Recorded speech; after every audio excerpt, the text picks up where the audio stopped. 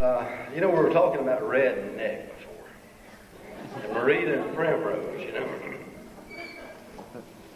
Primrose got her a boyfriend.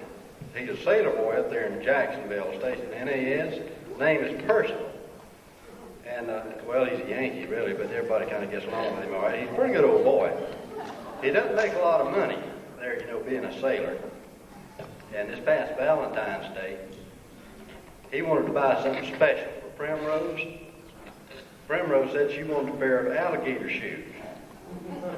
That stumped him. He didn't know what to do. He talked to Redneck about it, you know, and kind of getting advice from him. He said, look, he said, I can't afford to buy alligator shoes. He said, I couldn't find a pair big enough to fit her if I could afford to buy them. He said, what am I going to do?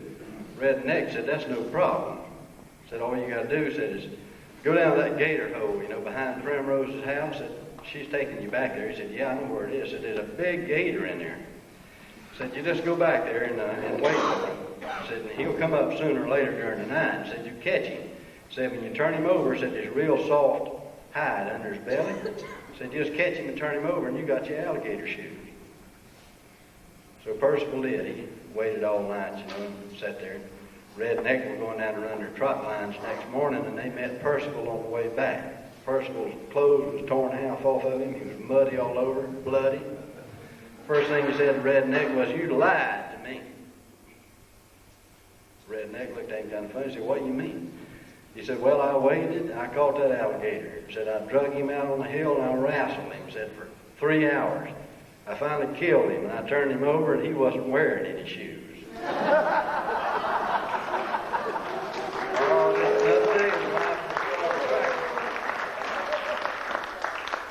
This next group that's coming out here, there's actually 3 groups coming out in one, and I'm going to just introduce all 3 of them now, and they're going to come out together and do things. They're just back from a very successful tour of the Soviet Union. You've probably been seeing them on your public television. This is the first time for a Tampa audience to see these folks. They are the Bucksnort Barndance Band, the Cross Creek Cloggers, and the Burr Oak Ensemble. So would you make a big welcome for them right now, okay?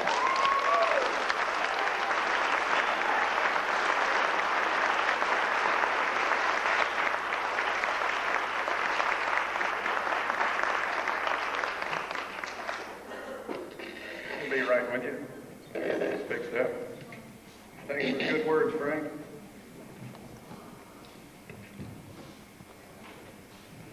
We play some of that old-time music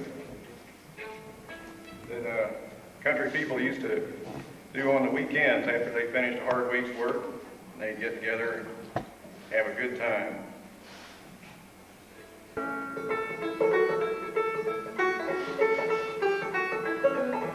Where did it come from? Where will it go? Sit back and listen, and I'll tell it just so. In the beginning was the beat, then the music got to beat, then the beat got to beat.